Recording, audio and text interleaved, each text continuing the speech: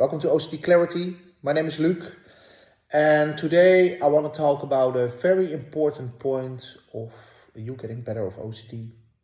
So I'm currently staying in Italy at Lake Garda, having a very good time, and I'm here with my wife and family members, and I will travel with my wife to the Florence in a week. And then we will enter vacation on the coast of Italy. So very good weather, very good food also. And I want to talk about this subject because a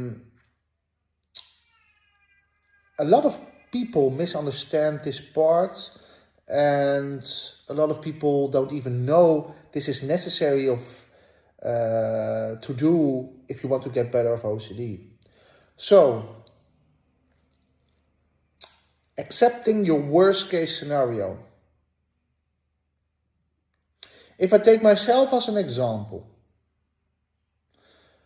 when I was in the midst of suffering for years, my OCD latched onto a lot of different themes, and it was morphing around constantly throughout the day. It really was. So I had a very bad sensory motor OCD, breathing OCD, saliva, blinking, heartbeat, bladder function, all the different kinds of bodily automated processes.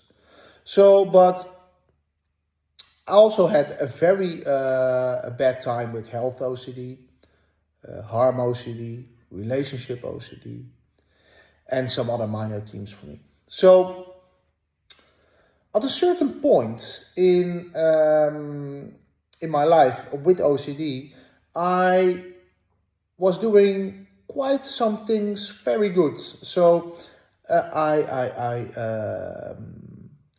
was going to work again, working out, good life structure, eating healthy, was aware of the need to stop compulsions. So I was really working on that, trying to stop all the compulsions, but it is harder than you think because the subtle ones are hard to spot. So I was stopping compulsions, working on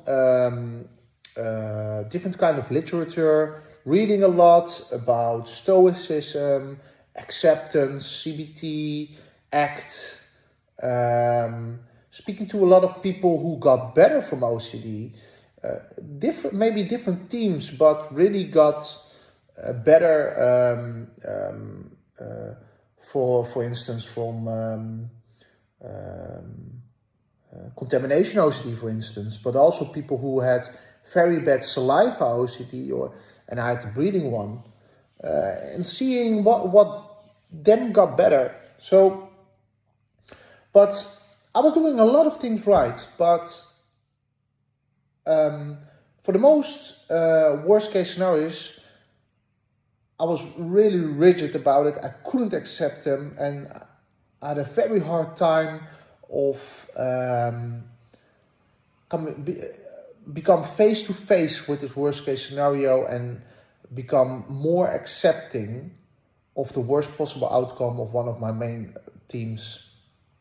So, and the result of that was that I wasn't feeling any better, but I was really doing a lot of good things, but I was still very, very, very anxious because and my fight or flight mode was activated 24/7.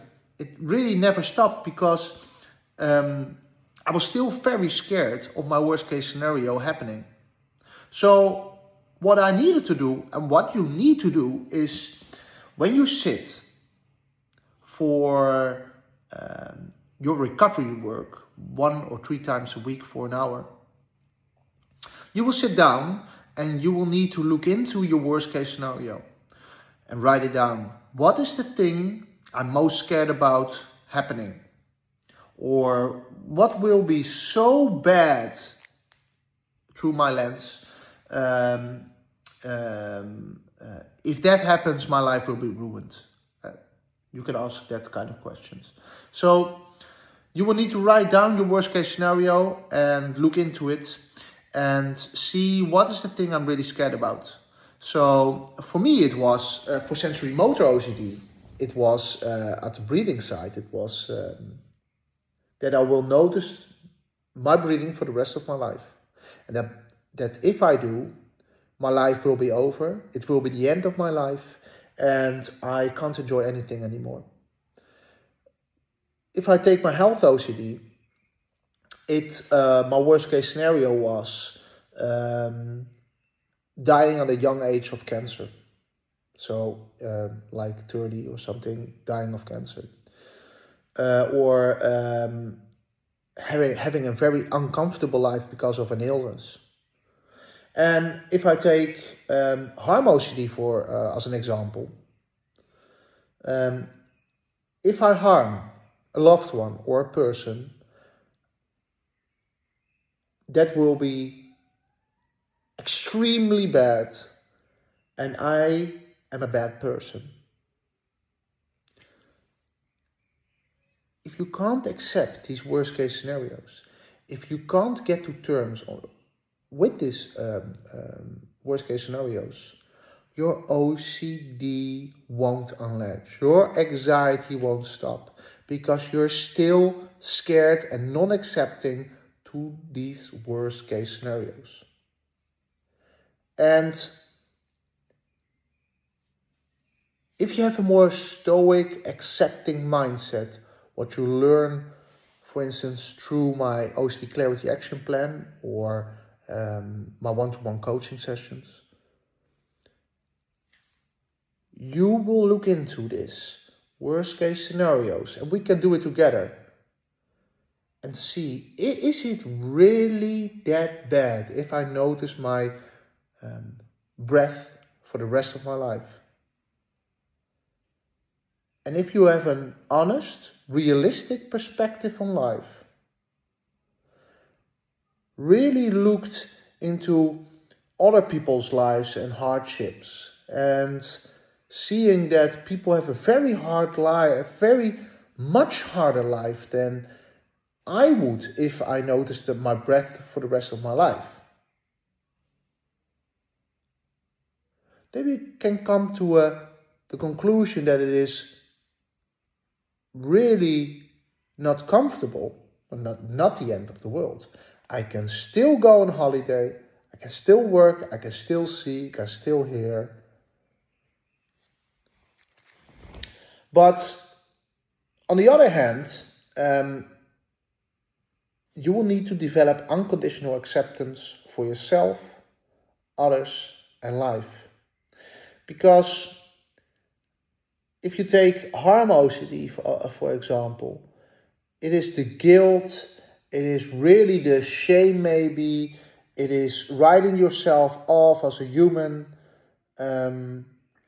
what causes the intense fear, disgust, or the guilt feelings. And you will need to have unconditional acceptance, and even if you harm someone, even if you harm a loved one, that you can accept yourself as a person that can do harm, but still accepting yourself as a person. And health OCD also, I wouldn't, because I have now a more realistic perspective on life, that I'm now 35, relatively young, but there are a lot of people or young childs who never get to the age of 15 or 10 and die. And if you say to them at the age of 5, or you die tomorrow, or you die at 35, and they will be very happy to reach my age. So there will be, you need one side of the spectrum and the other side, you know. People are living to 80, you know. So, but really seeing both opposites and having a realistic view on life, not a fairy tale one, and becoming more accepting to everything OCD throws at you. Really everything, every feeling, every thought, every most feared possible outcome, everything. And if you learn that type of mindset, if you stop doing compulsions, if you're living life regardless of how you feel, then over time your OCD will come down, your symptoms will go down, and you will feel better. But it takes time and persistence. If you have any questions, please contact me, and please download my OCD Clarity Action Plan. Have a good time, or have a good day, and I will have a good time here on holiday, and let's talk to each other soon. Bye-bye.